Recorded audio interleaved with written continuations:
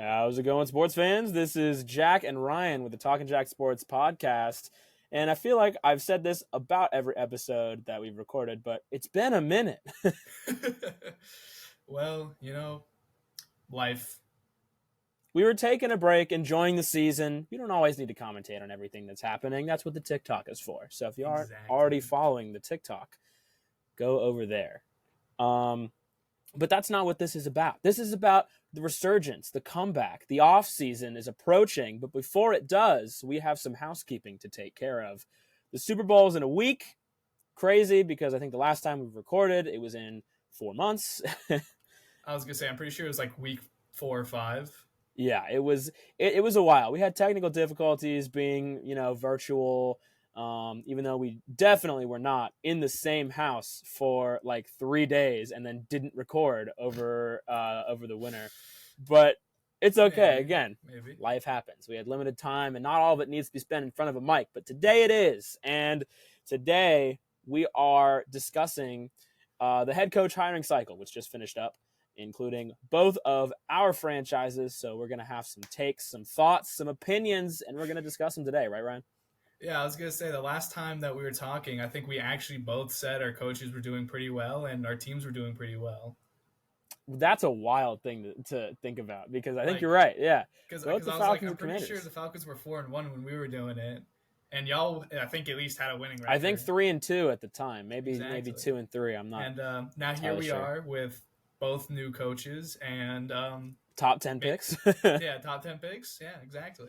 So, yeah, really not super fun as fans, but we can look forward to a bit of a reset, which is what's happening right now. And today we're going to talk about it, but not before we talk about some other coaches, because the first one we got on the docket, it's the LA Chargers with the biggest hire of the offseason, something that's been talked about, hinted about in other jobs for about 3 years, and now he finally gets it done in the college ranks, and he comes back to where he had some crazy success in the NFL. He's back in California. It's Jim Harbaugh. Yep.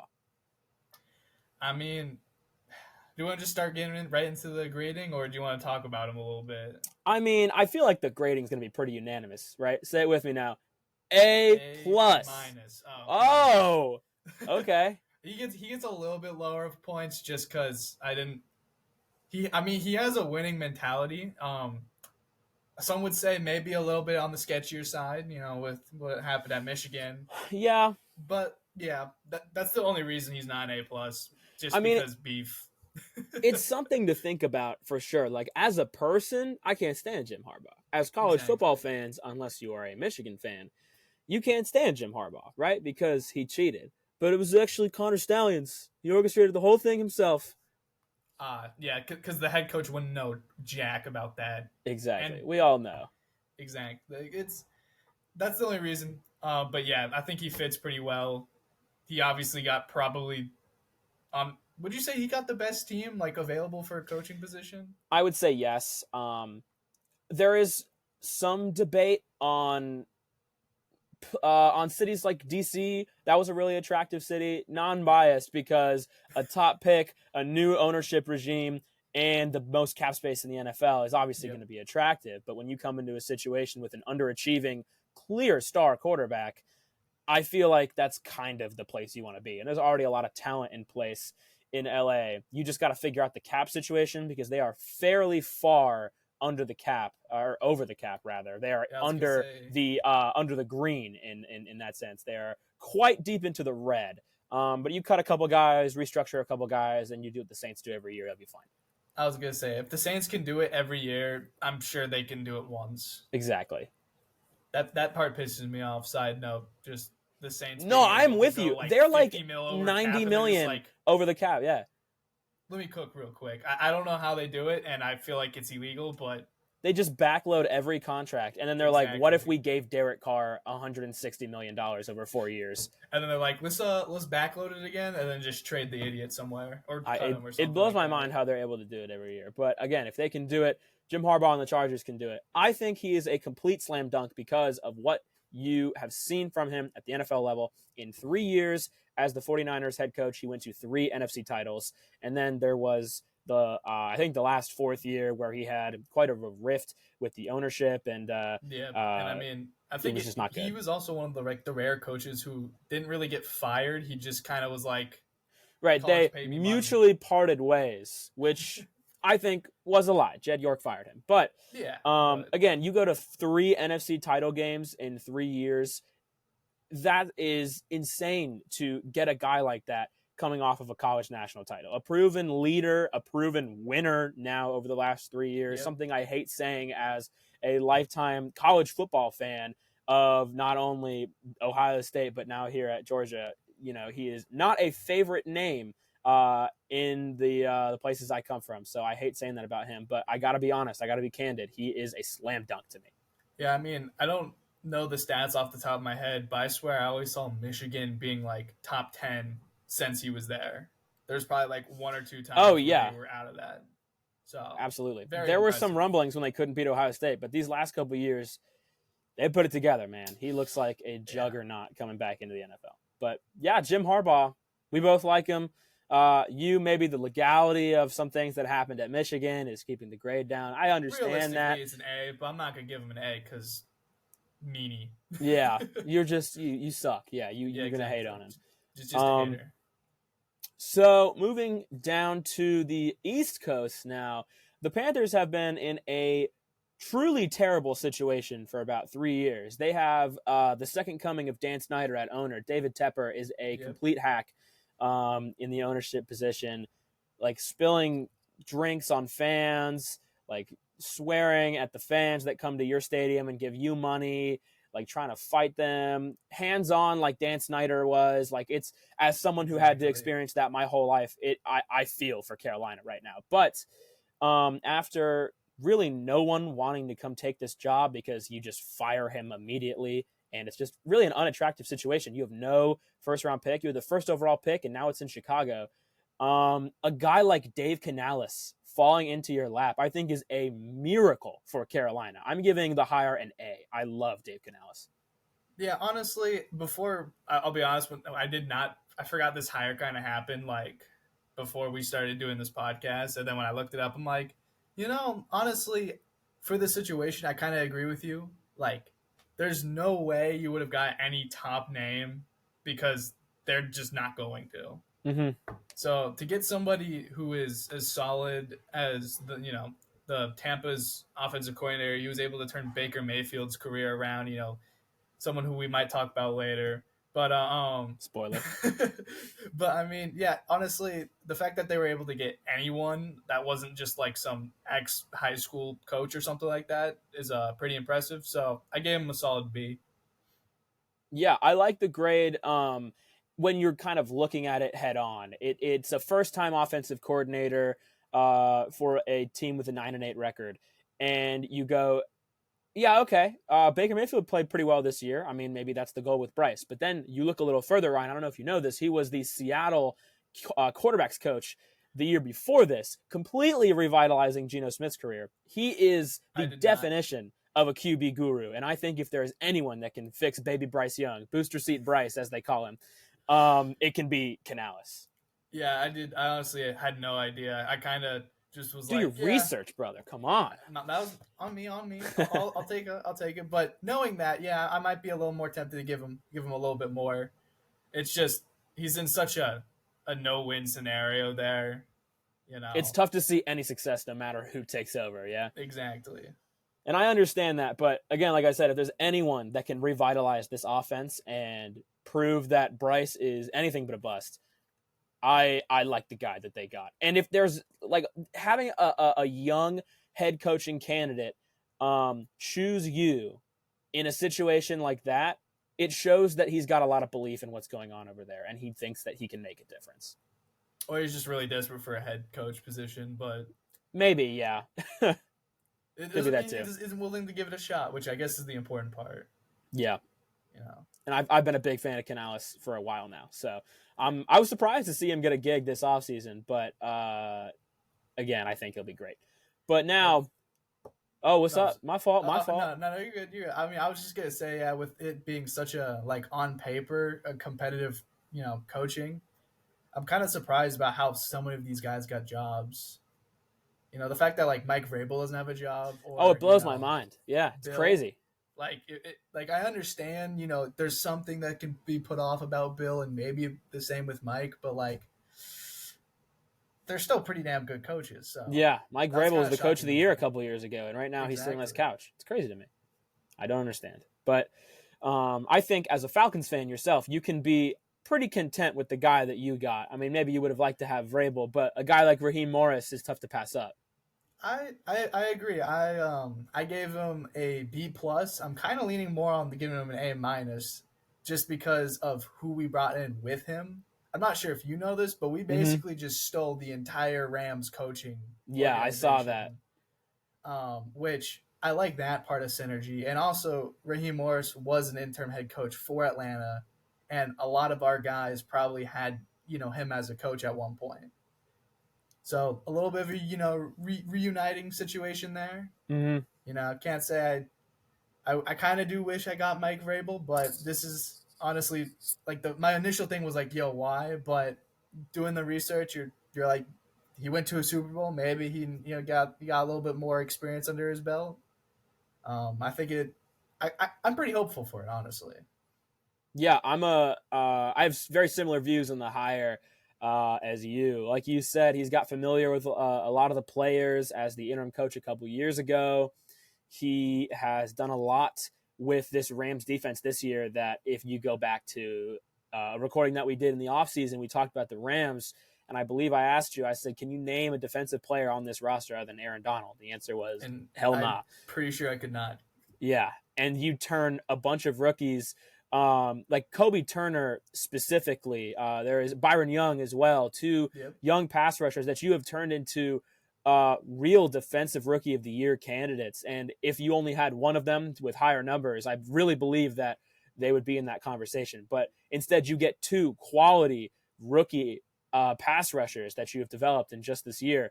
And again, that's a small sample size, you could think, but it's really impressive to me.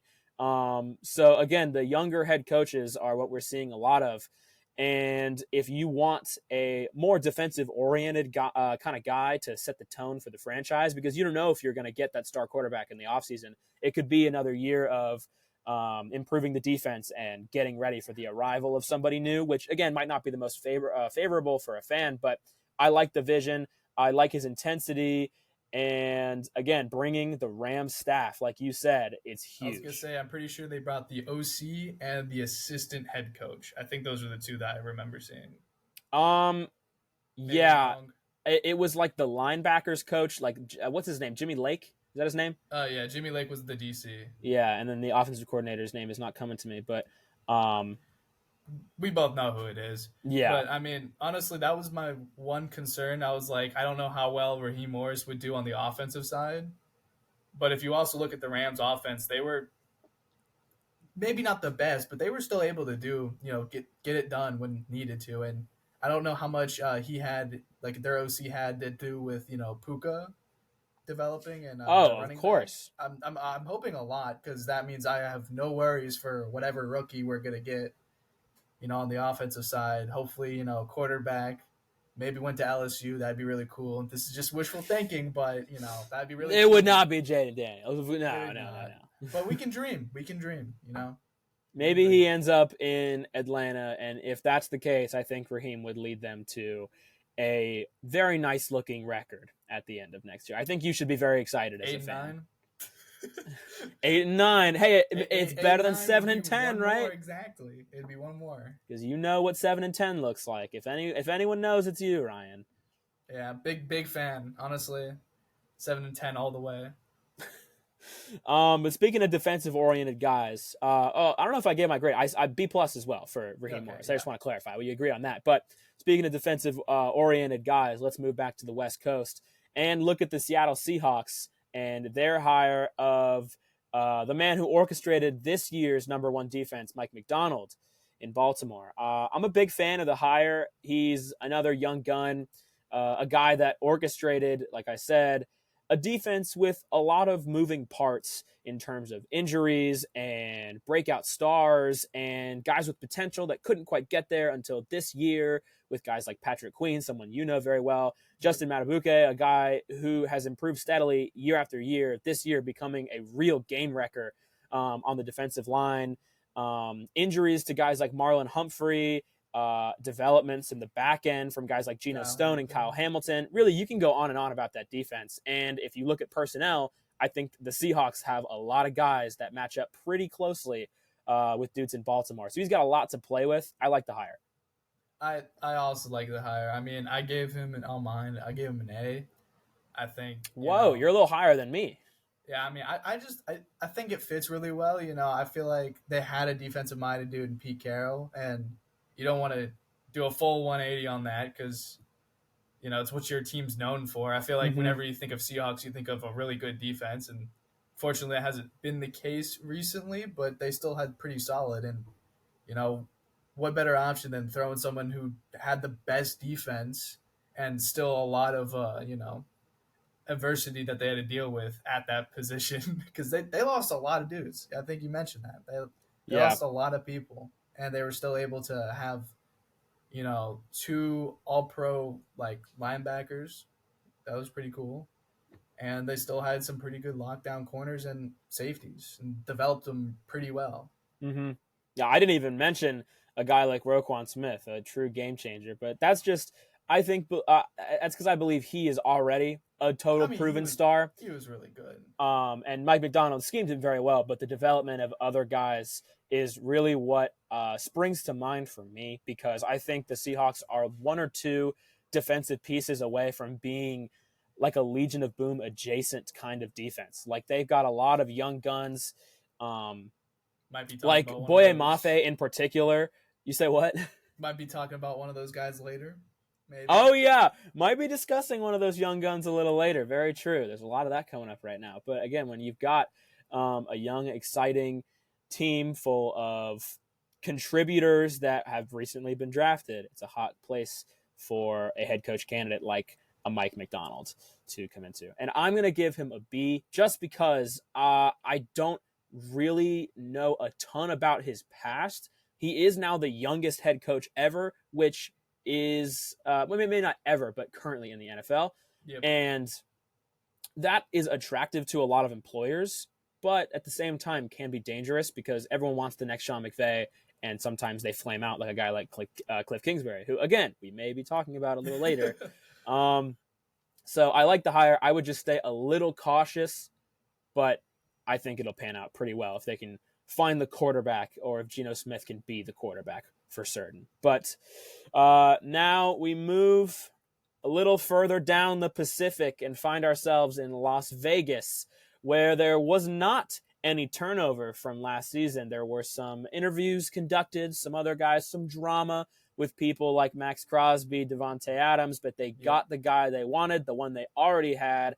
Antonio Pierce is back in Las Vegas, and I think it's an overall positive move for the Raiders. What do you think? I actually really like this one just because Antonio Pierce just embodies what the Raiders once were. I remember hearing his interview with him and the Chiefs game, I believe, when they beat the Chiefs. Mm-hmm. He was like, "Nah, we just playing for violence, playing for hate. Use the hate against." I'm just like, that's some elite level Raiders mentality. That's some Al Davis stuff. I wouldn't expect any less from a Raiders coach like that. So I think the chemistry fits really well there, and I think they got some guys to hopefully fix that offense, and hopefully they do pretty well with it. Yeah, so I like Antonio Pierce. He's truly a guy that players can connect to. Like he said, he's going to feel the players. He wants the players to feel him. Exactly. All-time quote right there. But when a guy can say something like that and still command crazy amounts of respect from his team, you know that you found a leader. And I think Antonio Pierce is that leader. Like you look at the Raiders' record with Josh McDaniels, a guy that I predicted would get fired, by the way. Yep. Not the most amazing prediction in the world. I think I was in the majority. But regardless, you look at the record between him and Pierce, and it is stark. Like Pierce clearly had this team playing a lot better football. And I think it's smart to continue that trend. if Josh Jacobs can find his groove again, if they can get the quarterback position right, maybe trade up for a guy in the draft or develop Aiden O'Connell, you've got a really solid offensive line to build around. Their offensive line coach in particular, whose name is escaping me right now, is commanding a lot of interviews across the league. I don't know if he's been hired yet, if he will leave, but regardless, the line is something that's a positive. The defense is something that we thought would massively underachieve, and they were actually top 3, I believe, in the entire NFL with Pierce at the helm in as many games as he was the interim 4.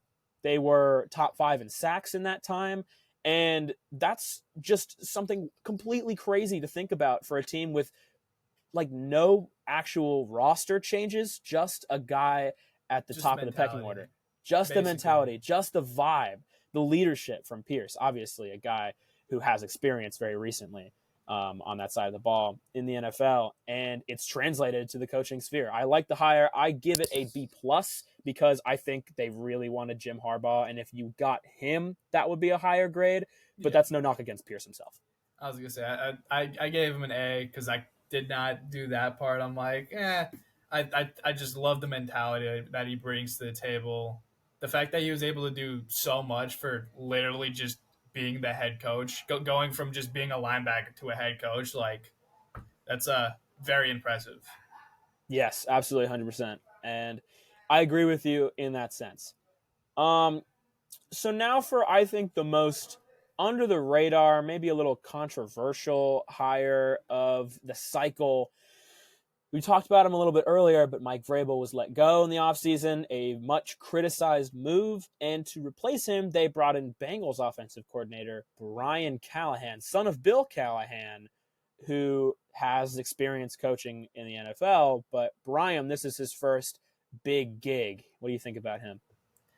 I'll be honest, I think it's just a weird fit. You know, I wouldn't say, obviously the Bengals had no quarterback for a fair bit of time, but I feel like even with Burrow at the helm, their offense felt kind of lackluster.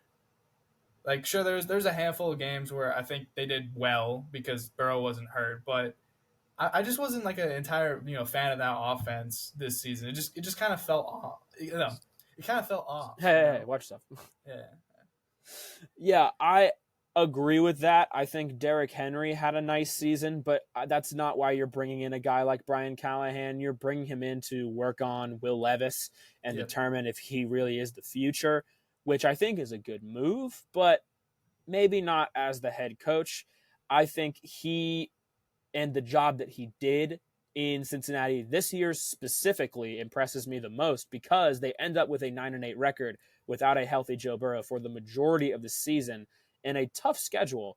So I think maybe when looking at it in a vacuum, it could be viewed as a smart hire, but I feel like they did it very quickly. I feel like that the hiring process went very fast. The way Vrabel moved on was very abrupt, and that there were just guys out there that I think fit better. And if you look at Brian Callahan's track record, he's worked with a lot of different quarterbacks, guys like Derek Carr, I think Peyton Manning in Denver.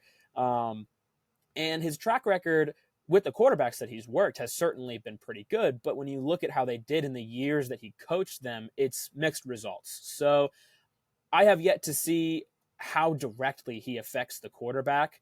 And this year we'll be able to see. So if Will Levis ends up being the guy, I think the majority of the credit can go to Bill Callahan. But as it stands right now, this hire for me is a C+.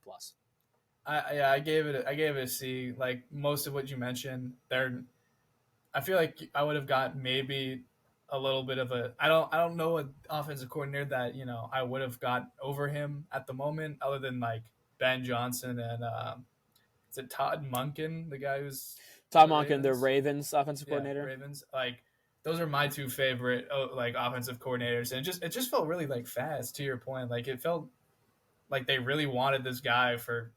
Yeah, it feels like he was in their targets for a minute, and they kind of knew who they wanted going into the Vrabel situation.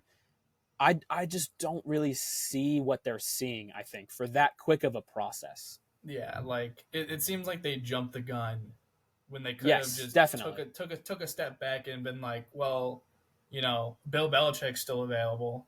we can at least interview him and see what happens. I don't even think they interviewed Bill. I don't think they did either. I literally agree with just you. fired Could be him, wrong. done like one or two maybe, and then just hired Callahan, which I don't see what's in there. I don't see the like head coach from this guy, but you never know. Yeah, and he brought in Bill, by the way. I don't know if you saw that. He brought in his dad, Bill, for the offensive line coach, which I think is probably a good move, maybe a 2-for-1 situation when you look at that. I don't know if that was quite at the top of their minds when hiring him, but it's a plus, and it's literally why I gave a C+. Like, I probably would have dropped him down a letter grade if he didn't bring in the staff that he did with his father's influence. So, there's that, I guess. So, good for him. He's got a dad. I know Bill Callahan very well. Not the biggest fan of the guy, but, what can you say? And speaking of Belichick, we're going to talk about the guy replacing him, Gerard Mayo. I think a lot of people expected this. I don't know if a lot of people do know the fact that this was basically confirmed for a couple years. It was kind of written into his contract that he would succeed Belichick, which is pretty wild to think about, that a couple years down the road, everyone kind of knew this was eventually going to happen. Yeah, I mean, it's honestly, I did see that. I'm like, okay, well, the fact that it was written in his contract, they knew Bill was eventually gonna leave. I don't know a whole lot about Gerard Mayo. I do know, I think he's the linebacker coach, right? He was the linebackers coach, yes. Coach. And was he also one of the ones who played linebacker for the Patriots at one point, or is that different? Yeah, he was a very impactful linebacker for Belichick's Patriots for a long time. I wanted to double check with that part. I don't want to look like an absolute idiot, Well, let's too late for that, but okay. Yeah, but no, honestly, I gave him like a C+. I was like, I feel like there was some other coaches that you could have probably convinced to go there. I honestly thought Mike Vrabel was going to go. Oh, me too. 100% me too. Oh, it's a lock. And when they hired, or not really hired, when they just promoted Mayo, I was like, yeah, I mean, this is pretty good. I think it's respectable if you want to do an internal hire. I mean, you're not going to hire Bill's son or anything like that, and you're sure as hell not going to let him have whoever their offensive coordinator that was this year. It was Bill O'Brien, actually. He is also moved on. So exactly. So I think it's a valid choice. What would you give it? I gave it a C+. Okay, I'm pretty much on the same wavelength. I gave it a B- because I think he's familiar with the system, familiar with what the team wants to do. It's just with an incoming rookie quarterback, because we all know that they're taking a Jaden Daniels, a Drake May, a Michael Penix, whoever it may be. We know they're coming in. I don't know if Gerard Mayo is the guy to lead this rookie quarterback. That's pretty much my only pause. I think the defense is going to be rock solid with him at the helm, but it remains to be seen what happens on the other side of the ball. But that is Gerard Mayo. And now we move into my favorite one to discuss. The Washington Commanders all offseason. It's going to be Ben Johnson. We've got him in our pocket. We're just waiting for the Lions to get knocked out or win the Super Bowl. Yep. And then they lose in the NFC title. We fly out to Detroit to go see him. And from 35,000 feet, Ben Johnson calls us and says, "No, thank you." So we panic. Bobby Slowick, we interviewed him twice. I'm staying in Houston. Mike McDaniel, please. No, I'm a Seahawk. Who is left? EB? Are we promoting Bieniemy? No. Who's the savior? Who is it, Ryan? The one and only legendary 28-3 Dan Quinn, baby. I can't believe it. Our teams are connected on a level that is, it is something I probably would have nightmares about. We're basically a year ago. Bros. We literally are. We're like a fan of the same team, because the team that you rooted for the 5 years that he was there, I'm about to be rooting for the 5 years that he's going to be here before he gets fired. You think he's going to make 5? I think because of the organization, he'll make 5. Rivera made 4 without a winning record. So really, sky's the limit for Dan. He can do whatever he wants and he won't get fired. I really want to trust the new regime. I want to trust Adam Peters. He was one of the hottest GM candidates on the market, and he came to DC to try and fix our situation. Tons of cap, the most in the league, the second overall pick. Like I said before, a totally new ownership regime, something very, very attractive to a lot of personnel guys. And what do we get for it? Dan Quinn, another retread, a guy who, I've said this on the TikTok. Go follow the TikTok, by the way. I'm going to plug it whenever I can. But he was one of the top guys at the head coaching carousel. And then he let the Packers drop 48 on their heads in the playoffs. It's something that happens every year. And you could say, as a Washington fan, wouldn't you rather your team be good in the regular season, make the playoffs only to, suck? And I would say, yeah, maybe a year. That'd be nice for a year. Some hope in the regular season for a year. Not the long-term goal. The long-term goal is to not suck in the playoffs, something Exactly. Dan Quinn is notorious for doing, both as a head coach and a coordinator. The Super Bowl run was cool, but we don't need to talk about what happened in the big game because everyone knows the man's a choke artist, and I do think the defense in Washington will get better. Anything is better than the Del Rio-Rivera combo from last year. But the offense, what are we going to do? I don't understand. I don't think he's a leader at head coach. He hasn't been on the sideline since Atlanta. It's a D. That's my grade. I actually graded him a 28-3, but a 28 out of 3 or a 3 out of 28. Well, technically it's just bad. It's just bad. He gets a 28-3. Okay, I've never been a fan. I mean, I was a fan of Dan Quinn up until the Super Bowl. And that's when I saw his true colors that, sure, we may be able to get to the playoffs at a consistent base, but we're never going to get a ring. And it's not going to happen under Dan Quinn. Like, during his time, we did make the playoffs consistently, but we just couldn't finish the job. Yeah. It's not a nice feeling. Because not only do you have nothing to look forward to, like, hey, at least if you suck, you have a top 10 draft pick. That's always cool. You're just like, all right, let's get the 25th and get some random dude who we're probably not even going to use. Like, it's purgatory. Perennial playoff choker is purgatory. And maybe for a year I would enjoy that, more than about 6 wins in the regular season, something I've been pretty accustomed to. That'd be nice for a season. But the goal is long-term success, stuff to build on. And I think you can look at the Ben Johnson situation in 2 different ways, which is that, one, wouldn't you want your team to try and go after Ben Johnson? And when that fails, it's like, well, we gave it our shot.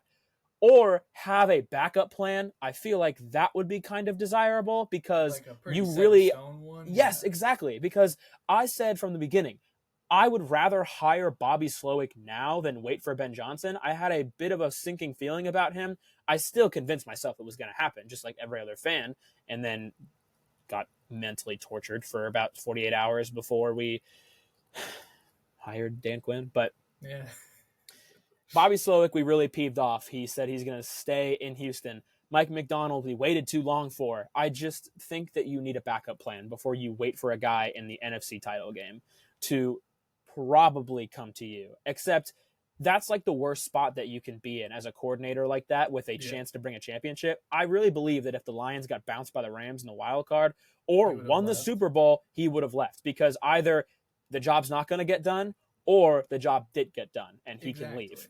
But now he knows he can do it, and I think he can. Just sucks to see as a fan. Yeah, I mean, I think the Falcons did a good job, unlike yours, because I think Raheem Morris probably was our backup. And he's a solid backup. To who? Harbaugh? I mean, I think we were dead set on Bill for a little bit, but then what I heard is that Arthur Blank wanted him, and then the rest of the team said no, thank you. We did not. Blank wanted him, but I knew that if Belichick would have come in, he would have either have done nothing for like 5 years and then left worse than how we started, which was probably the most accurate, or B, get really far for maybe 1 or 2 seasons and then it fall and be kind of in shambles when he leaves. Yeah. Because, I mean, I know Bill's a good coach, but I feel like Bill really sets up his dynasties to where it's like, once I leave, y'all are probably screwed. Just because of how he owns, he always wants to be the GM. He's always drafting the guys he wants. And I think Arthur Smith, I just had a, stroke. But, I think just our front office didn't want to deal with that. We have a pretty young GM. May as well give him a shot and let him cook. He's done pretty damn good in recent years. So I think they just didn't want to have that weird conflict with front office. Yeah, I know what you're saying. It's just it sucks as a fan to finally get some hope because your situation is objectively something that's attractive to a lot of head coach candidates, and then end up with the guy you really didn't want. And it's an in division hire, which is wild to me. Like you Exactly. watch the Packers drop 48 on your division rival and say we want that defense, and it's like I know it'll be better, but we can't let this. I mean, this be yeah, the your thing that defense will happens. probably be fine, but who's going to develop your young quarterback, whether it be, the one you have now or the one in the draft? Right. Like, It's like, Dan Quinn can't is do that. Bieniemy the answer? The team doesn't even know. We're interviewing offensive coordinator candidates. It could be Chip Exactly. Kelly. Like I think that's probably a good thing if it's Chip Kelly, but also what's going to happen to Bieniemy, and there's so much internal turmoil already. Exactly. It doesn't feel like a really good way to step into like a new season. It No, feels very like there's just too much uncertainty. exactly. So Dan Quinn gets a D for me. Shocker. But before we move into our Super Bowl predictions, I wanted to quickly go over a couple of the coordinators that caught our eye. The first, we travel back to Vegas and discuss Cliff Kingsbury for a minute. I give him a B plus as an offensive coordinator hire. He in Arizona was not super successful overall and left for a reason, but that's because he couldn't get them over the hump in the playoffs, and he was a end of season choker. Yep. And that's head coach responsibilities. As an offensive director, he led them to heights they hadn't seen in years, and I think it's a good hire for the Raiders. Yeah, I also gave him a B plus. I think when they were rolling with him, the offense was looking really well. I think he can do a lot to help that Raiders defense or Raiders offense. It helped the defense too. South Yeah, Dakota. yeah, totally. Um, so I do believe a lot in him. But yeah, I think it's a solid hire. Yeah. So now we talk about the guy you had like the Freudian slip a second ago. Arthur Smith came out for no reason, but now we get to talk about him. PTSD. The Steelers hired Mustache Man himself, fan of Jonnu Smith, as they say. I want your thoughts first. So on the grade, I gave him a play action to Rodney Williams. That's the grade I gave him. And if you Good don't know, grade. that's like their fourth string tight end. Uh huh. Because he is notorious for doing that. But at the end of the same time, when you look at him as like an offensive coordinator with the Titans, he still did it pretty well. Mm-hmm. He played to both Tannehill and okay, yeah, he had Derrick Henry, but like Derrick Henry's best seasons was with Arthur Smith. Yeah, So I think definitely. maybe if he goes back to that type of playing style, I think they'll have a shot if they're doing what he did when he was, play calling. I think it's going to be a very headache. Maybe not as bad as Matt Canada, but it's probably like the bare minimum you could have done to upgrade that position. Yeah, I think it was actually a good hire to me. Yeah, It's getting a lot of hate, and rightfully so, but I really feel like when Mike Tomlin is superseding you in decisions like this, it's going to be kind of tough to bring back Benny Snell and have him run for 12 carries a game instead of Najee, or, chuck it deep to, I don't know, who's on their practice squad, like Rashard Higgins. Is he still in the league? I don't know. maybe. But Pickens already wasn't really being used great with the offense that they have. I am not super confident that he will improve in the usage department with Smith there. But like you said, I think the focus is the rushing game, and Najee over the last half of the year. I am a certified Najee hater. I was very low on him at the start of the year, and he was proving me right with Jalen Warren being decidedly better Yep. through the first 7-ish games of the season. And then Najee went on to be an absolute bulldozer through the second half of the year, near single-handedly carrying that offense to any success it had. So if anyone can squeeze any more juice out of Najee than it has already been, I think Smith is a good guy to do Would that. be the guy, yeah. And So I I think like another it. thing was he was also given Tannehill as this quarterback, who I feel like most of us can agree wasn't insane as a Dolphin. I believe that's where he came from. Right. He wasn't So super impressive. And he came in and Smith and I think it was LaFleur before he went to Green yeah, Bay, but Arthur Smith specifically, who we're talking about, got a lot out of Tannehill that we didn't think was I mean possible. I looked it up during the seasons that he was the coordinator. Brian Tannehill was like top 5 for being one of the most like efficient passers. Yes. Which efficient. We're not gonna say he's good, but efficient means you can get the job done when you need to, and I'm sure he would be able to do it with Kenny Pickett. Yeah. So, like an actual grade, I mean, other than the joking one, I actually gave him a B. I think it was a solid hire. I think I gave him a B minus. Yeah. Yeah. Same wavelength. So in the last coordinator that we're going to talk about, because there are so many, and a lot of them are from new head coaches bringing their previous staff, which is not super exciting. Well, actually, quick mention. I didn't mention this before the recording because we do have to talk about what we're going to talk about before the recording. Fourth wall, whatever. The Patriots brought in Alex Van Pelt to be offensive coordinator, and I think finally, just really quickly, I wanted to touch on that. I think they finally found a guy that's not complete trash. He was in Cleveland the last 3-4-ish seasons, and mixed results, but overall solid running games, offensive line that has good personnel, that has generally performed pretty well, getting the most out of quarterbacks that aren't really that great. I think Van Pelt is a good hire for New England and Mayo, so I just wanted to touch on that really fast. But Jeff Hafley is the guy that I wanted to end the coordinator stuff on. He is finally replacing Joe Barry and that Swiss cheese defense that has held the Packers back for a minute now. Jordan Love has been phenomenal, and not a ton of people. Yeah, shockingly, like sarcasm and not, because if you look at their quarterback history, it's like, wow, he's good. No way. But then you look at the first 5 games of the season, you're like, wait, he was good? What? Because people were like, he's not the guy. He's not that guy. Like Colin Cowherd's like, you gotta be able to put on the big boy pants, and he can't. And then he went on to throw for 30 touchdowns and lead the Packers to the first 7-seed playoff win in NFL history. He's legit.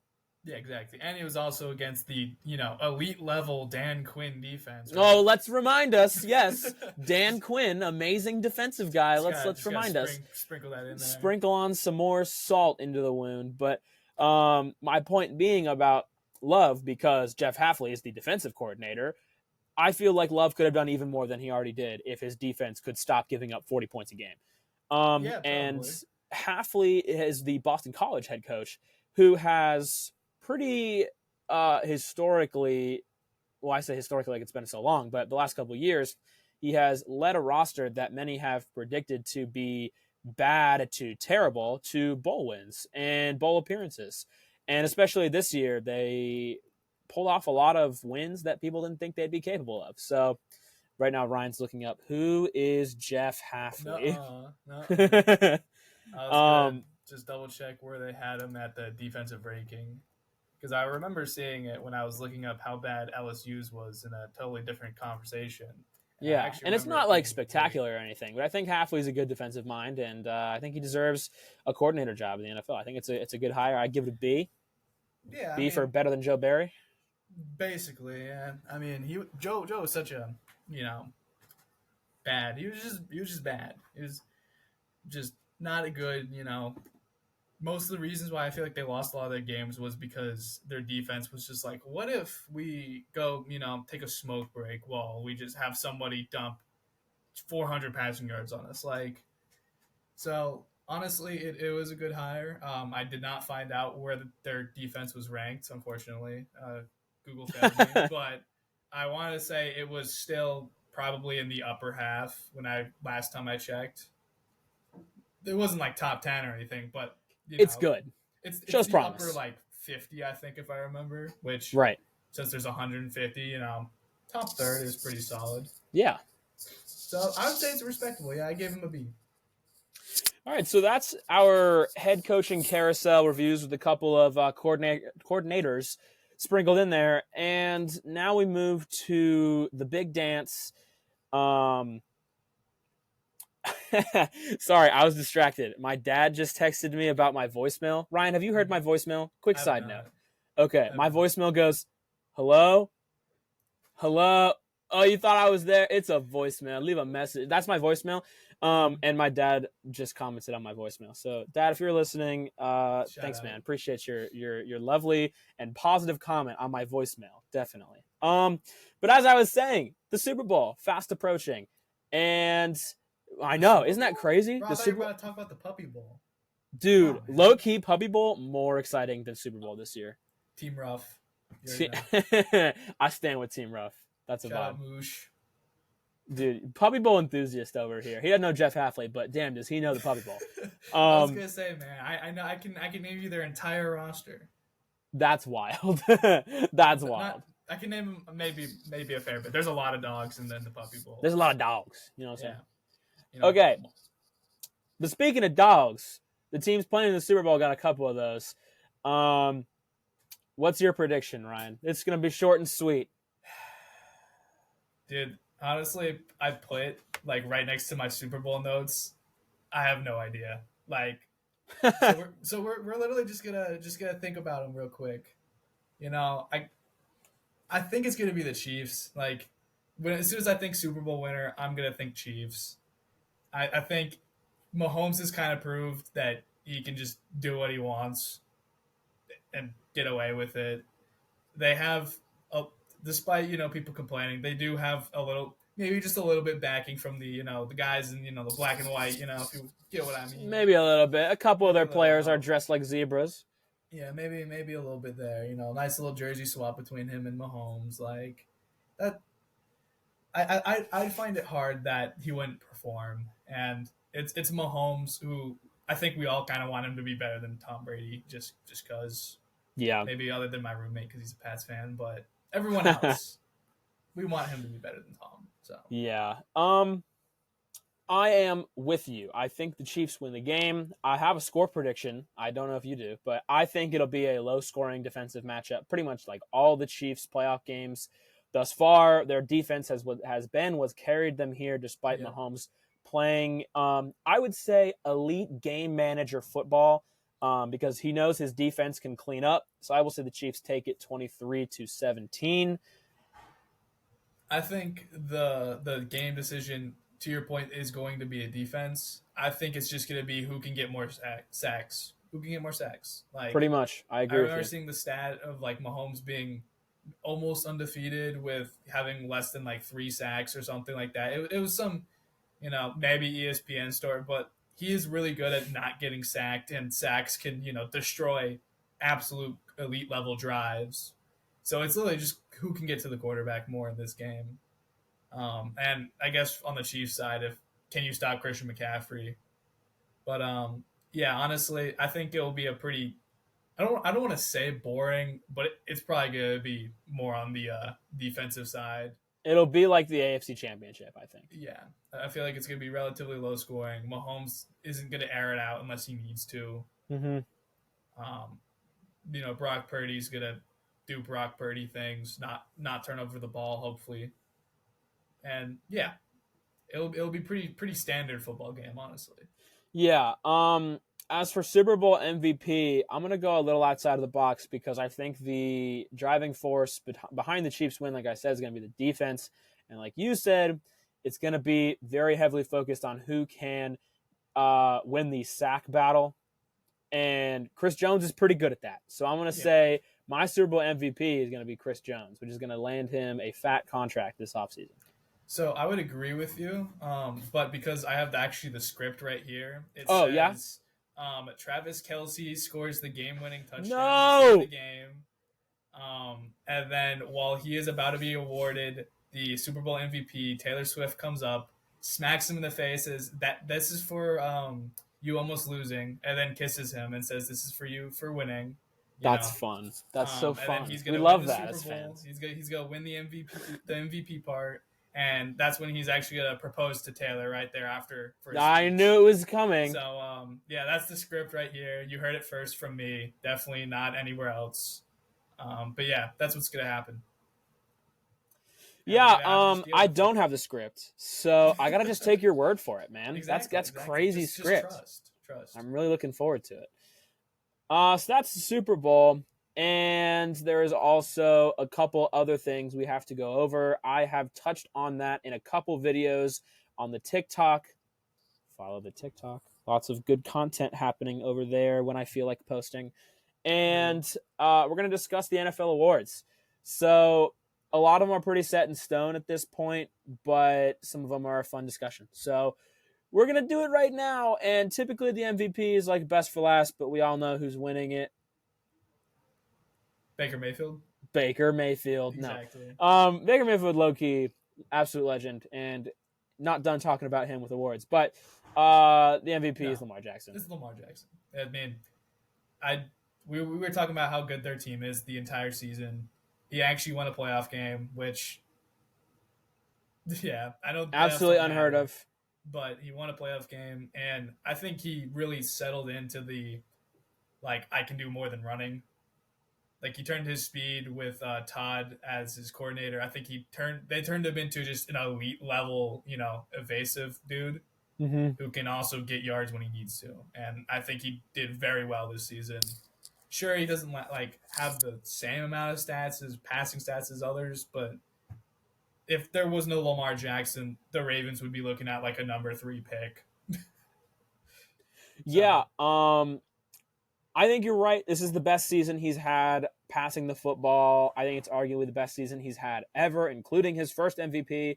Um, yeah, it sucks to see the note that he ended the season on, but I'm not going to hold that against him because the MVP is a regular season award, something that's exactly. flawed in basically every major sport, but that is how it is, and I'm going to play towards it.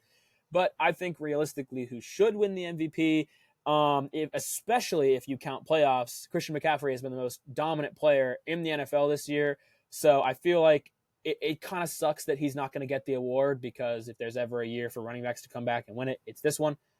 But I digress. Lamar, really great year. Sucky way to end it. I think a little bit of that blame falls on Todd Monken. That game plan was not really what I would have expected out of them against the Chiefs.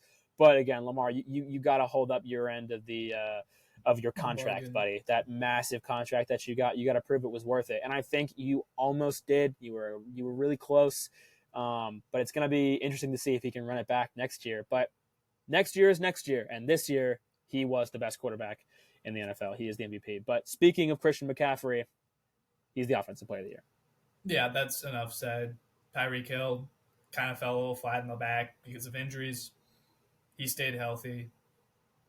They used him elite. Like I don't even need to show stats. You don't even need to talk about stats. This one's a gimme. You can just no stats. You can name a stat, and he's probably leading it. So like rushing yards, all-purpose yards, total touchdowns. Like the man is insane. Like we all know 3 things that happen.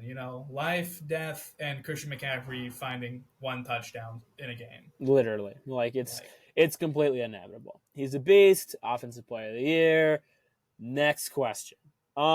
Defensive player of the year has been, I think, a bit of a debate between 2 guys, and it's whether you value like advanced analytics or straight raw stats. And I think that's underselling TJ Watt a little bit by calling him straight raw stats. But if you're Myles Garrett and you have 1 sack in the last 7 games of the season, you lose defensive player of the year for me. I would give TJ Watt the edge.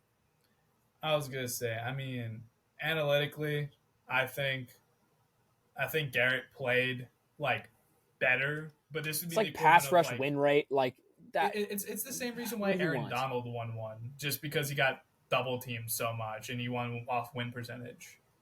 So I can easily see the committee going either way with that, and I honestly do think they have some type of beef with TJ Watt. I would say TJ Watt deserves it just because without him on the field, like the Steelers are nothing. Yeah, no, I think So that's pretty true. Like you look at their record the last couple of years with him on the field and without him on the field, it is a wild difference in win it percentage. is And I have night and said that day. as his argument for defensive player of the year for like the last 3 years. Like he is totally and completely a game changer for the Steelers defense. Like he single-handedly carried them to the playoffs. Yeah, and I think he should win, but I'm gonna go off with you and say I think Miles Garrett's gonna win. The NFL committee loves the little analysis stuff. Yeah, I The do one think he's sack, going to win yeah, probably, but I would give it to TJ Watt I would give it 100%. to TJ as well. So So yeah, that is defensive player of the year. Once again, a battle between the same couple of guys. Also, shout out to Michael Parsons. He was really good, but just not quite in that top echelon this year. also shout out Deron Bland for somehow making that list. Oh yeah, he's gonna be. Is he a finalist? Have they He is a released finalists? finalist. Yeah, he's gonna be a finalist for getting pick sixes, and then he's also gave up 1 billion yards like Trayvon I did was that gonna one say year. It's like that's not sure. defensive player of the year material. That's really good contributor in the turnover margin contributor. That is, you gave player. your offense a lot of options. Congrats. Yeah, You he's also not got like a cooked. So. finalist for me. But yeah, offensive rookie of the year in a situation like this should be a gimme. A guy breaks an 80-something-year-old record, as a fifth-round rookie. He should be the unanimous offensive rookie of the year. Puka Nacua was a complete firecracker for the Rams offense this year, all-time leader in rookie receptions and receiving yards. But a dude from Ohio State had to completely revitalize a franchise and spoil his year. If I could give it to both, I would, but I have to go with the quarterback. Yeah, I literally put in my notes it should be both. And, Yeah. But it's gonna be CJ. CJ, like, it feels like I'm devaluing both of them by just like saying, oh, it should be both, but they both had such incredible seasons just for what they did. They should I be feel able like to share it. CJ is even in like the MVP, He was very deep in the MVP conversation for a couple weeks there. Yeah. Like he was there. So you kind of can't say, oh, well, he's not going to win any award for that. Like it makes sense that he will win Rookie of the Year. Like he performed the best. He looked like a seasoned veteran, honestly, somehow. Yeah, that's the truth. Really said test taken don't mean jack. Yeah, I can't believe people really thought that was going to be like a thing. Like it blows my mind. And for the record, I had him above Bryce Young like the whole way. So I was gonna say, I think massive we props both to me. said that I'm better than NFL scouts. Those two were going to be better. And then I think I put Anthony Richardson. I don't know. No, I was with you. I had AR above both, but I had Stroud above Bryce Young. So good for us. Hopefully AR comes back and does the same thing Stroud did this year because I love him. But until he does, Stroud will take the spotlight in this QB class. He's the offensive rookie of the year. Shout out to Puka. He should win it too, but unfortunately he cannot. Defensive rookie of the year is the most contentious of any of the awards on this list. No doubt. There are three dudes at the top of the pecking order right now.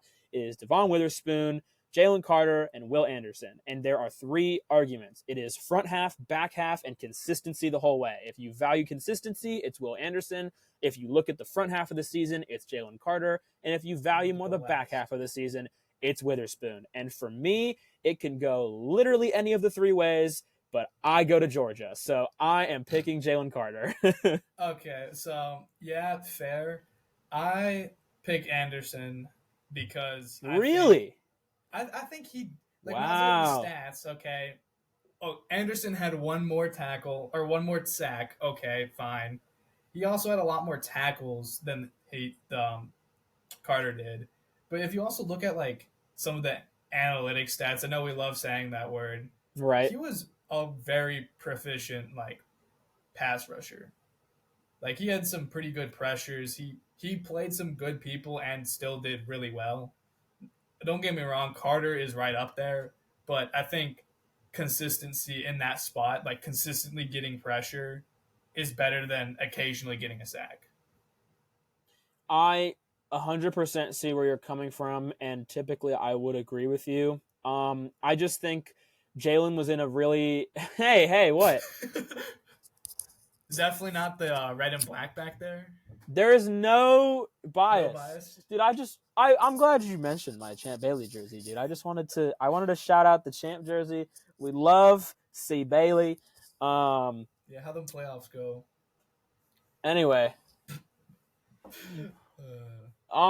so yeah, I think if you look at the front half of the season, Jalen Carter was a total game wrecker, and then the back half of the season, his entire defense was complete garbage. So if he could get a little bit of a hand, he would look a lot better in the long run. So I'm going to value what he did in the front half and kind of extend that to my whole opinion of him in totality, if that makes sense. But it is just such a close race. Like, Spoon could win it, and he could be neither of our picks. Like, I was gonna say, I literally put like behind Will. For me, it was Spoon because I was like, I've seen some of those highlights. I looked up his stats. He somehow has sacks, which is kind of impressive for being a corner. Mm-hmm. Like, but he can like hit you. He can pick the ball off. He's locked down some really good receivers. But I thought it was just Will Anderson just because of the constant pressure that you got. I mean, Max Crosby's in the running for Defensive Player of the Year because of just how many pressures he has. So it's like constant pressure can be game wrecking for especially like, nervous quarterbacks in the pocket. Yeah, definitely. So it's one of the closest races we've had in a while. There's a lot of rookie talent at the defensive position, and there's even dudes that we haven't mentioned, like the duo and the Rams, like I talked about before. Like there's so much talent coming in the defensive sphere to talk about, but unfortunately, only one of them can win it. I was gonna say, I mean, if any of those three win it, like I'm not even gonna be mad. I'm gonna be like, okay, that's fair. I'll just be happy for whoever it was. Exactly. So there we go. And now we look at the Coach of the Year, which I think is a 2-horse race at this point. 2 were there and kind of dropped out. Shane Steichen had a wild job as a rookie head coach, leading a Colts team to 1 game away from the playoffs when their star rookie quarterback got hurt in the first couple games. You look at Mike McDaniel, who was really high up there through the majority of the season, and playoff woes, I think, are going to really affect his voting. You look at a guy like Kevin Stefanski, and what he did with backup quarterbacks throughout the year is completely unprecedented. 11 wins in one of the toughest schedules. But again, playoff success or lack thereof is really going to hurt him. So at this point, it is a race between Dan Campbell and D'Amico Ryans. So who do you got of the two? Because I think it's one of the two. I agree. I was actually trying to look for who they had in the finalist part. But I picked D'Amico Ryans because of how fast that team turned around. Like, that team turned around so fast, it's not even it's impressive. It's no other word than just wow. And I think a lot of people were hating on his, some people were hating on his coaching just because he was a defensive mind and they knew that they're going to get quarterback. I think that was our biggest concern was how is he going to develop a quarterback? Clearly, it doesn't matter. And he ended up just balling out and getting them into the playoffs. And not just that, as a division leader. Yeah, that's totally unheard of for a turnaround like that for a rookie defensive-minded coach. You look at everywhere on the roster, and literally everything improved with personnel changes that weren't super drastic beyond drafting C.J. Stroud. And I think when comparing him to Dan Campbell, this is the argument that I used in the middle of the season when I had D'Amico Ryans as my Coach of the Year. Everyone expected the Lions to be really good. Maybe not that good, but to be really good. Nobody expected the Texans to be competitive. That is the difference to me. And everywhere on that roster, it improved. Jonathan Grenard became one of the better pass rushers in the league, and he's going to get a fat paycheck when it's his time. Will Anderson, like we just discussed, has developed into a Rookie of the Year finalist and probable winner. CJ, obviously, amazing. Nico Collins, amazing. Say again? Even their running back, I'm blanking on his name. Like, he literally revitalized his career somehow. Devin Singletary, Yep, unfortunately, at the expense of Dameon Pierce, a guy I thought was really good. I picked him up in But when he fantasy. underperforms, you picked him or you drafted him. I think I drafted him in fantasy. He was That's a late so round, tough. but still, That's so it was tough. rough. It was rough. But unfortunately, at his expense, you revitalized Devin Singletary, who was, I believe, a top 3 rushing leader through the back half of the season, or at least something adjacent to that. He was absolutely phenomenal. It's just an insane job that he did with that team. And Dan Campbell really does deserve his flowers, and I think he will get them. I think he will end up being the winner of this award. But really, I'm not mad at whoever wins it because the coaching jobs that happened this year were absolutely phenomenal. I was gonna say, I think at the end of the day for coaching, it's just who's the most likable coach as well. Like that's a little bit thrown in there. That's true. And I think Likability is Dan big. Campbell is up there for like everyone being rallied behind him. You know, it's how much the players love him as well. It's like he's such a unique person. I think he just is gonna win off of that. But he also has done very well in general. Yeah, for sure. So, something that not a ton of people discuss, we're going to go over really fast. It's our assistant coach of the year, something that should be more prestigious than I feel like people make it out to be. And there's a ton of amazing jobs that people did this year. Ben Johnson, like we discussed, even though he burned my franchise, I have to admit, I wanted him for a reason. The man is a genius. But I'm going to flip to the other side of the ball and talk about a dude that completely revitalized the Browns defense. One of the worst units in the league last year. It turned into one of the best units in the league this year. An absolute game-wrecking trio of corners with Martin Emerson, Denzel Ward, and Greg Newsome. Real game changers in the back end, like Juan Thornhill and Grant Delpit. A linebacking core that really came into his own with JOK. And finally putting some help around Myles Garrett with guys like Agbo Ankarakwa, one of the better signings who unfortunately did get hurt at the end of the year. It's Jim Schwartz, the Browns defensive coordinator coming in from Minnesota. Absolute game changer for that franchise. Yeah, I mean, don't get me wrong. Jim Schwartz was he was my number 2 at this spot. Yeah. Because I had D'Amico Ryans win. But to your point, I feel like the Lions still deserve some flowers. I gave to Ben Johnson. Totally fair. Yeah. I mean, I think it's the 1A, 1B situation. It's one on one side of the ball, and you got a guy on the other. It's what, at the end of the day, what they value most. And, personally, I would say Jim, I would value a good defense over a good offense any day of the week. But I feel like that's just not how the NFL is anymore. So I feel like It's going to just be Ben Johnson. And I mean, shout out. I had the list up here. They also have both OCs for the Ravens and Bobby Slowick. So shout out those guys. They're good. But Slowick was fantastic as well. Yeah, and then Monken and McDonald as well for sure. Those two were also. Side note, I mean, this is a pretty good idea of who's going to be a future head coach because I don't know if you know this, Jack, but a few years ago, Dan Quinn actually won this award. Listen, I know he won this award, and he manned one of the best defenses in the league for the last 3 seasons. He totally revitalized the Cowboys' defense. I don't care. He's not a head coach. He's a really good coordinator. The dude hasn't been on the sidelines. He's just gonna be head coach in the box. He'll be fine. Good Lord. Maybe he'd be better than Ron Rivera. Hang on, this is Ron Rivera. Pretend this is a regular hat. This is Ron Rivera. Hang on. Watch this. Oh. I'm gonna play your mind. Let's see this Ron Rivera cosplay going. Hang on. This is Ron Rivera. Pretend I have your headset on. You ready? Okay.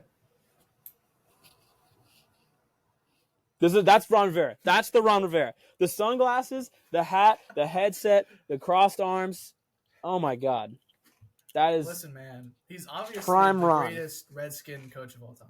Oh, sorry, commander of all time. Don't even remind me. Man, yes. I feel like an ass for bullying you. We both Maybe the Redskins can win comeback name of the year next year. That'd be kind of sick. Comeback team name of the year. But until it does, we discuss comeback player of this year.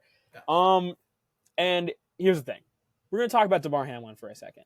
Damar Hamlin and all 2 of his tackles and 1 of his failed 4th down conversions is not my comeback player of the year.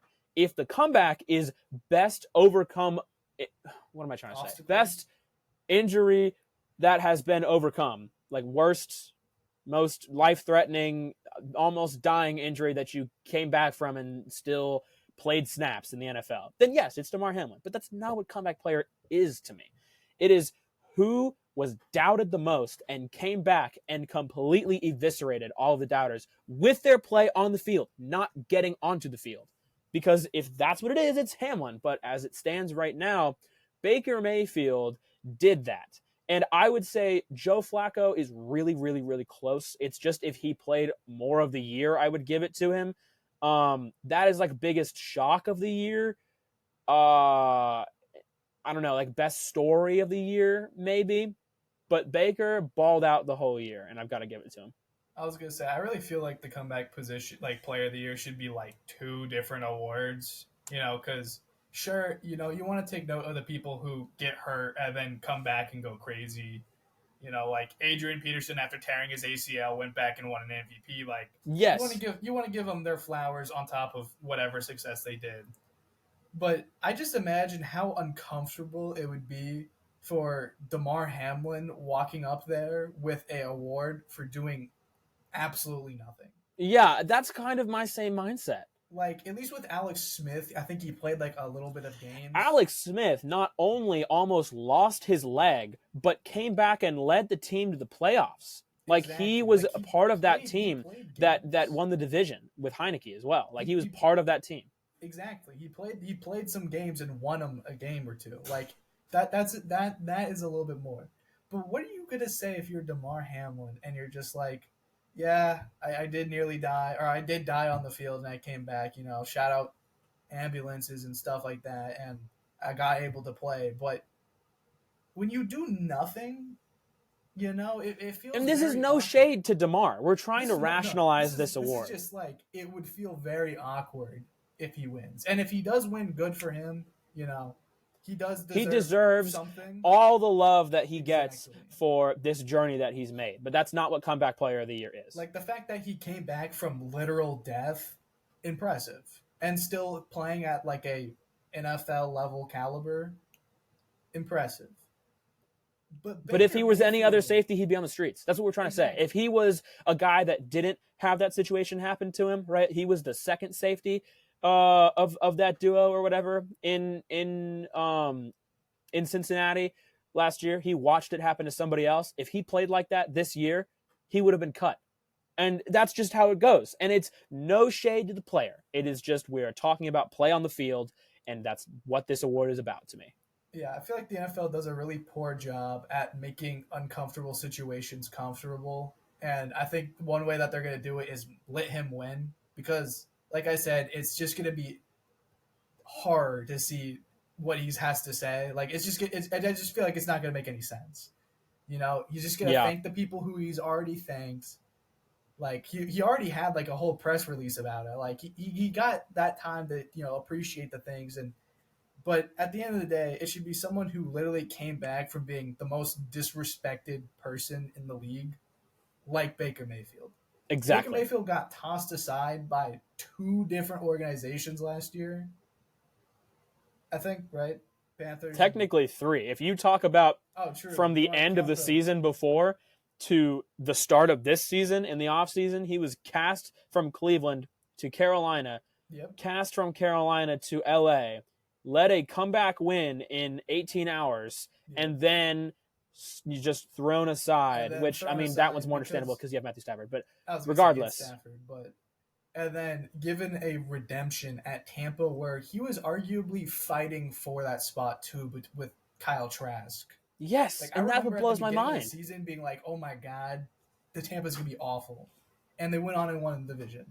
Yeah. So not only am I depressed about that, but it is impressive to see what he did. He also beat the Eagles in the playoffs, and sure, the Eagles had like a he won a playoff game. Let's discuss that for a second. He won a playoff game. That is comeback player of the year. He didn't just win; he did well. Like he did good in that game. It wasn't just he was part of that win.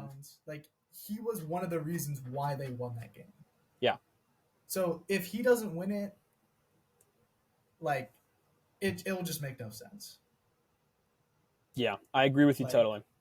I honestly would feel bad for both of them if DeMar wins because I don't know what DeMar is gonna say, and I think Baker deserves it, but Baker's it'll gonna just be weird. be he's gonna have humility about it. He's gonna be like, DeMar came back from one of the most scary situations this NFL has ever seen. He deserves the award. He's gonna be really professional about it because that's who Baker is now.